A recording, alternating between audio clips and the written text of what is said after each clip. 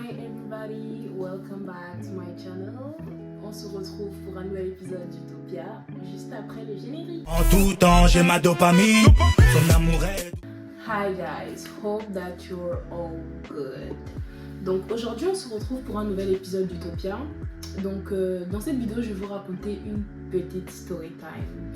Mais vraiment une toute petite, hein. Je vais vraiment pas aller dans les détails, mais je vais vraiment aller à l'essentiel. Donc cette story time commence quand un jour je rencontre une personne qui m'a fait part de ce qu'elle vivait, des difficultés qu'elle avait et tout. Et donc moi, vraiment je vous la fais courte, hein, et je vous épargne plein de détails, mais je reviendrai sur cette story time. Donc j'ai découvert cette personne qui a fait part de ses problèmes et tout. Et moi, dans un élan de compassion, dans un élan d'amour vraiment, et vraiment il y avait aussi de la pitié quoi. Donc j'ai proposé à cette personne de venir chez moi. Donc en gros j'ai hébergé cette personne pendant un certain nombre de temps. Mais du début que j'ai hébergé cette personne jusqu'à la fin, donc ça a été au moins une affaire de 2 mois je pense, 2-3 mois.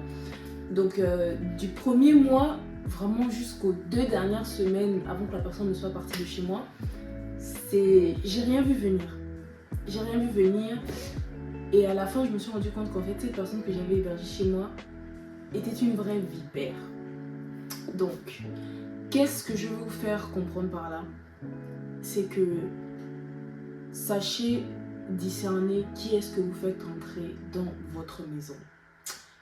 Des fois vous pouvez et c'est ça, et en fait la morale de cette histoire, j'ai compris en fait que je faisais parfois trop les choses avec les sentiments, tu vois.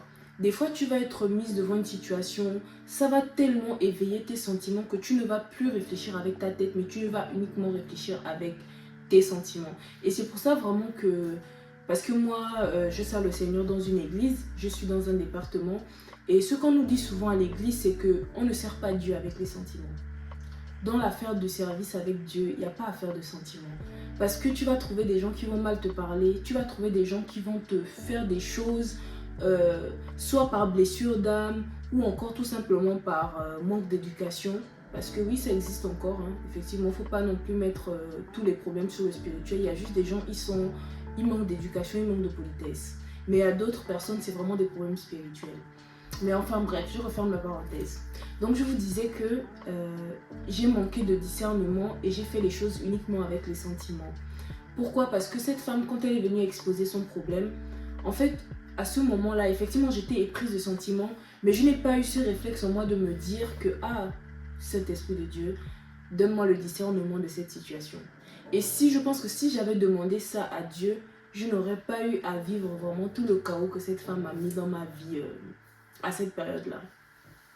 Donc vraiment, comment vous dire que des fois, juste essayez de garder votre cocon. Genre quand je parle de votre maison, c'est également votre maison physique, bien sûr, parce que c'est un endroit hautement spirituel pour nous. Mais je parle également de ta maison, en fait, de ton cœur, tu vois, de tous tes jardins secrets, de ce qui te rend heureuse, de tes projets, de tes peurs, de tes...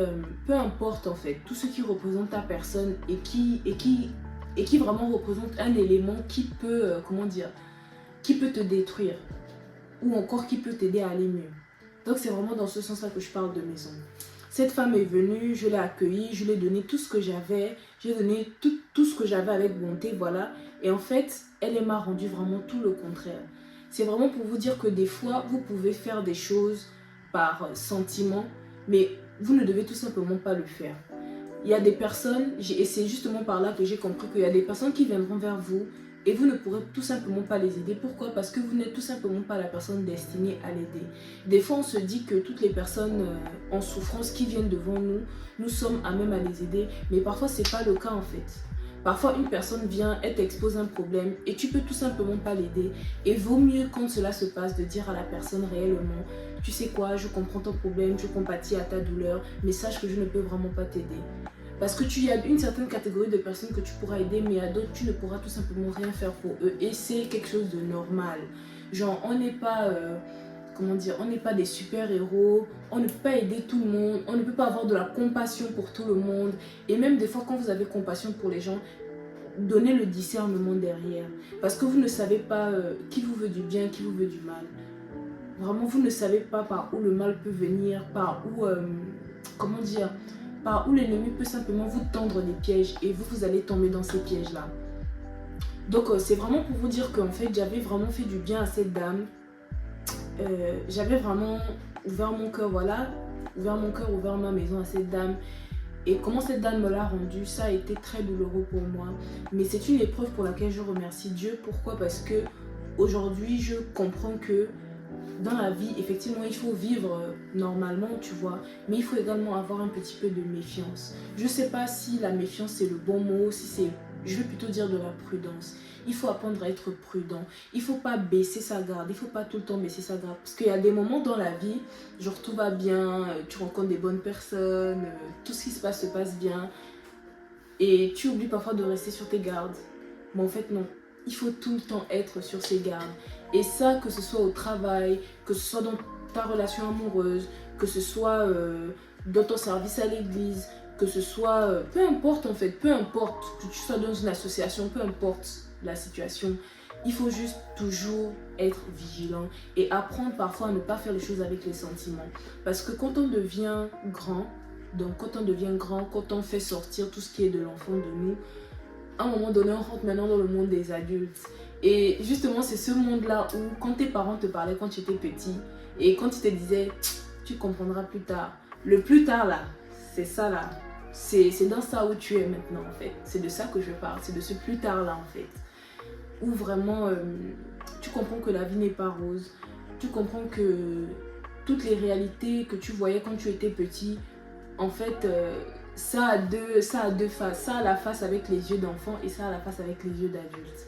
Et tu commences à comprendre que le monde en fait n'est pas ce qu'il est. Et que tu dois te battre et que tu dois apprendre à faire des choix.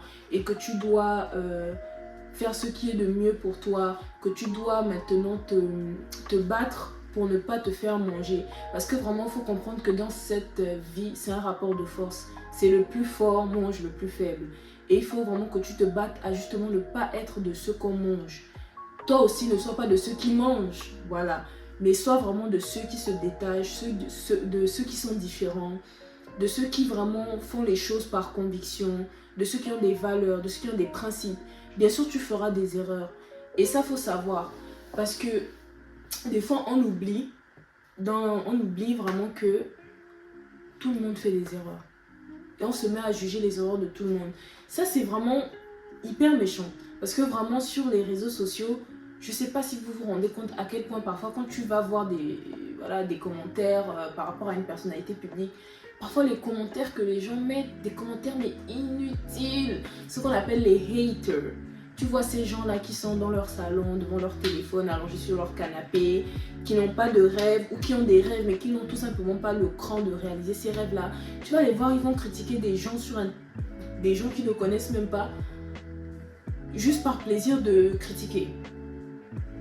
Et ce phénomène de haters sur internet existe également dans la vie réelle en fait. Ça existe dans la vie réelle. Des gens qui te voient mais ne te veulent que du mal. Des gens qui voient comment tu te bats tous les jours, comment tu fais tout pour avancer, comment tu... Parfois même il y a des choses que les gens ne savent même pas. Parce qu'il y a des gens, tu peux travailler sur toi, mais tu n'es pas forcément obligé de le dire à tout le monde, tu vois. Et donc les gens ne savent même pas dans quel processus d'amélioration de ta personne tu es et ils se mettent à te critiquer.